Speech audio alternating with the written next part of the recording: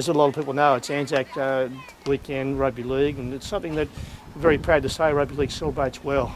The Anzac weekend of matches from Wednesday right through to the weekend, and here at the Tweedhead Seagulls we're very privileged to have a guy who identifies with both the Anzac spirit and rugby league as well as our fitness trainer in Mick Hamer, who works up at Canungra up there at the Dakota Barracks. So first, good to have a chat to you. Thank you. The Hammer we call him here, of course. But mate, for you, as I said, rugby league, in a lot of sports now, really celebrate what you guys do in the services past and present. How's it feel for you to see that each year now? Look, it's very humbling to see that. I've asked the guys on Tuesday. I had a bit of a chat to the boys on Tuesday, and I asked them what does it mean, what does it stand for them. And there were some really good answers, and I'll keep that to the club. But for me, especially, what I got out of that was the how much knowledge that the boys actually knew about the Anzacs. And for me, that I find that very humbling. That not only what we do in the army, like we all know what happened overseas in the army, like all the people in the army, but civilians and footy players know about what's going on. That's one thing when you talk about rugby league being a contact sport. We have the analogy of it's like going to war, to be there for your mates and win the battle, etc., which I think can be overstated to a sense because lives aren't at stake here. But you train these guys. Where do you see the parallel as far as training for battle or for a rugby league game? Yeah, so for our boys, I instill into them the rugby league field's like a battlefield, and that you've got to treat it that way. However, you're not going out there and you're not gonna die. You're going to go out there and give it your best shot and never give up, and that's what I'm trying to instill into the boys is you always find that little extra something. If you train, if we do all the preparation right and train, just the little 1%ers, you never know eventually when you're going to need it out in the field, and when you do, you'll be good to go. I suppose one thing that as a fitness trainer and somebody who's got some very regimented training in the army is just be able to count on your mate next to you. To have trained and to be really there that he's not going to let you down. How do you see the parallel there as far as what you do in rugby league as well? Yeah, good question. I think I can sum up pretty well. I had Corporal Ben Robert Smith, our latest VC winner, come and have a chat to us down with the Army Rugby League when I was involved with the Army Rugby League.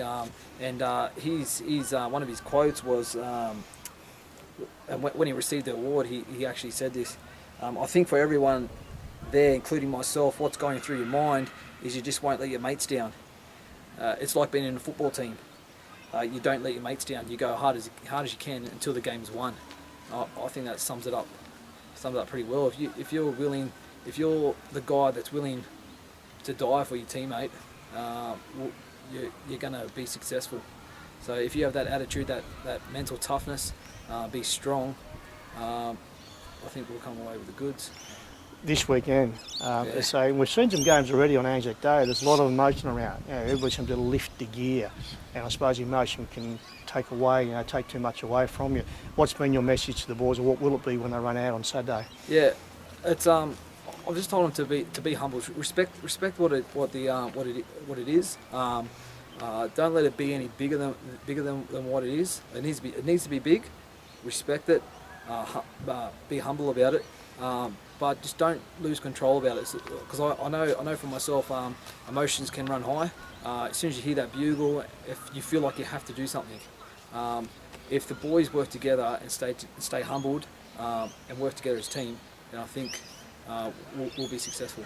Mick, I know you've been involved with the North Queensland Cowboys under 20s when you were based up at Townsville, and you've trained them, and you've had a good affiliation with the Titans since they've come up to Canungra, and you also helped Ben Wolf with the 20s there. You look at this mob here, the Seagulls.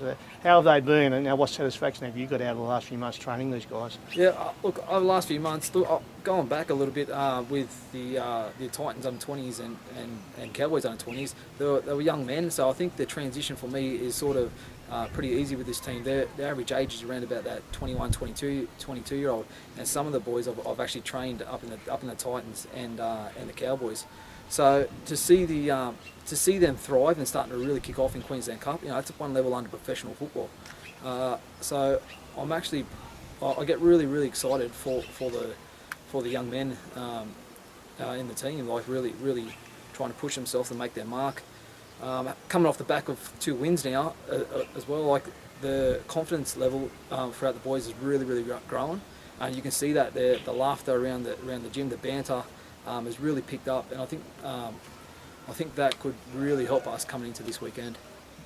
Good luck up there. It'd be great to go up to Mackay. We'll be away with these guys in the weekend. Let's hope we come back with a victory, mate, and that means you won't flog them too much next week if that's the case. No. I'll tell you what. If they win next week, they can have Tuesday, Thursday off. There you go. That's a scoop.